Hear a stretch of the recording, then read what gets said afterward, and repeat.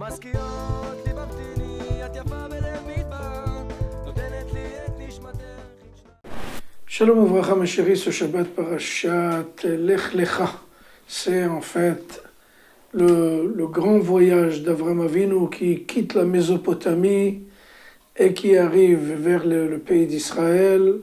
Bien entendu, il reçoit des dizaines on va lui promettre la terre, l'abondance, la richesse, la bonté, tout ce dont il aura besoin, il sera vraiment comblé.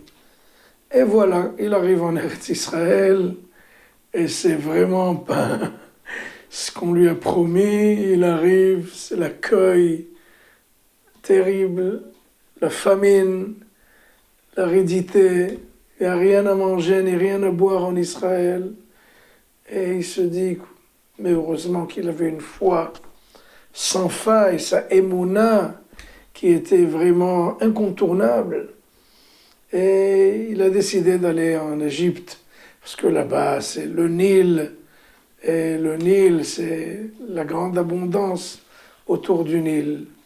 Et il a été justement en route.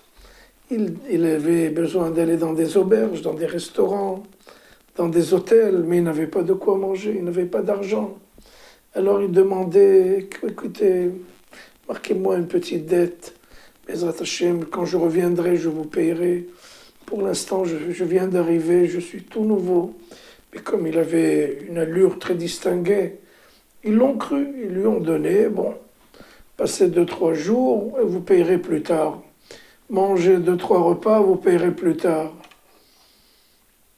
Et il est descendu en Égypte quelques semaines, et là, il revient archi-millionnaire, avec du bétail, et de l'or et de l'argent, et des esclaves. Et là, il retourne, il dit, la Torah dit, Vayelech le Massav, il reprend ses excursions. En fait, Rachid dit, ce sont les excursions. Il a été payé, toutes ces auberges et ces restaurants, il a été les payer. À vrai dire, dans la profondeur du sens, c'est pas juste, il n'est pas revenu vers les auberges uniquement pour le payer. Mais imaginez-vous, en descendant en Égypte, ils lui ont dit, mais vous êtes fou, vous avez quitté une région d'abondance, de bonté, vous êtes venu dans une région de famine, c'est quoi? Vous êtes trop naïf, vous croyez à tout ce que le ciel vous raconte, c'est des bêtises. Et là, il retourne, il va payer ses dettes, pas seulement ses dettes et argent, mais ses dettes spirituelles. Il leur a dit, messieurs, c'est vous qui vous êtes trompés.